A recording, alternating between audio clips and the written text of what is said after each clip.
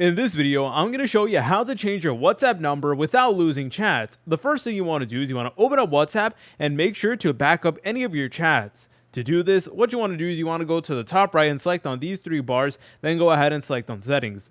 Afterwards, please go ahead and scroll down until you see this option that does say chats. So here it is, go ahead and press on that. Make sure that keep chats archive is turned on and make sure to select on chat backup and make sure you go ahead and back it up just like so. And this is just in case, there's any issues or stuff like that, and it is going to back it up to your Google Drive. So no matter what happens, you have access to all of your chats, your messages, etc. But anyways, once you're done with that, what you want to do from here is you want to go ahead and go back here to the settings menu. Then you want to go ahead and select on account right over here. And from here, we now have the option to change the phone number. So obviously, before you do this, you need to make sure you have the new phone number ready to go in order to receive the verification code. But all you would need to do is you need to press on next just like so. Then you would need to enter in the new phone number right over here with the country code. Make sure you do input the correct country code. Then you would need to go ahead and press on next, and then it is going to send you a text message to your new number. And all you got to do is just enter in the text message that, again, you should get sent directly to your brand new phone number. And then afterwards, all you got to do is you got to press on next,